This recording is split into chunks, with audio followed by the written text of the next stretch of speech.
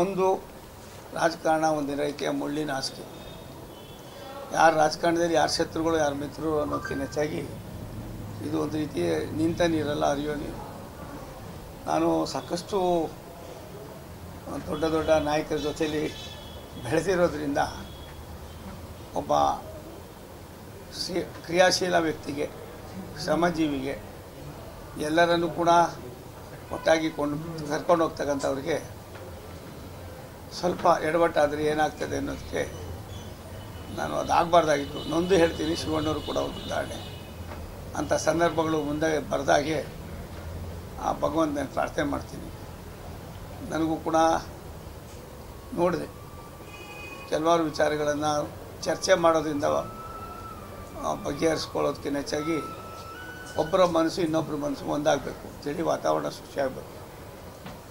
ಬೆಳಿಗ್ಗೆ ನನಗೆ ಚಿದಾನಂದ ಆತ ಯಾರು ಅಂತಲೇ ದೇವರಾಣೆ ಗೊತ್ತಿಲ್ಲ. ಹಿಂದೆ ಶಿವಣ್ಣವ್ರು ಇದ್ದಾಗ ಅವ್ರ ಜೊತೆಲಿ ಅವಾಗ ಅಲ್ಲೆಲ್ಲ ಕಾಣಿಸ್ಕೊಳ್ಳೋರು. ಅದಾದಮೇಲೆ ಆತನ ಶ್ರಮ, ಅವನ ದುಡಿಮೆ, ಅವನ ಕಮಿಟ್ಮೆಂಟು, ಅವನ ನಂಬಿಕೆ ಮೇಲೆ ಅವರು ನನಗೆ ಬೆಳಿಗ್ಗೆ ಅವ್ರ ಮನೆಗೆ ಹೋಗಿ ಅಲ್ಲಿ ತಿಂಡಿ ತಿಂದಿದ್ದು ಇವಾಗ ಇನ್ನೂವರೆಗೂ ಏನೂ ತಿಂದಿಲ್ಲ. ನಾನು ಯಾವತ್ತೂ ಅಷ್ಟು ತಿಂಡಿ ತಿನ್ನೋದು 2 ಇಡ್ಲಿ, 1 ಖಾಲಿ ದೋಸೆ, 1 ವಡೆ ಪಡೆ ಎಲ್ಲ ತಿನ್ನೋದೆ. ಅದು ಒಳ್ಳೆಯದಾಯಿತು ಅಂತ ಕಾಣಿಸ್ತದೆ. ಮತ್ತು ನಾನು 2-3 ಕಡೆ ಹೋಗ್ಬೇಕಾಗಿದೆ.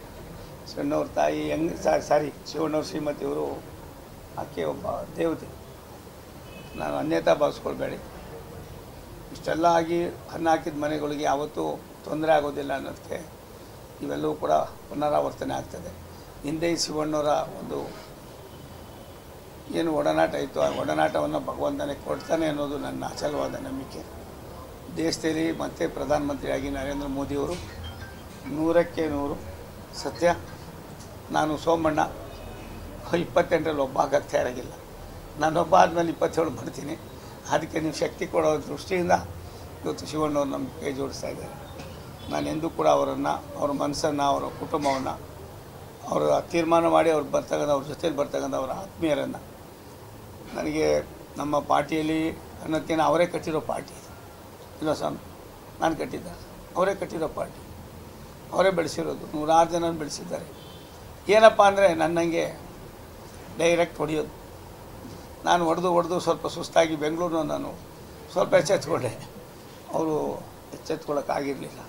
ದೇವರೇ ಇವತ್ತು ಪರಮ ಪೂಜ್ಯ ಸಿದ್ಧಗಂಗೆ ಅವರು, ಆದಿತ್ಯ ಭಗವಂತನೋ ಇಬ್ಬರು ಮತ್ತೆ ಸೇರ್ತೀವಿ, ಎಲ್ಲರೂ ಸರ್ ಮಾಡ್ಕೊಂಡು ಹೋಗೋಣ, ಬುದ್ಧಿವಂತರಾಗಿ ಹೋಗೋಣ.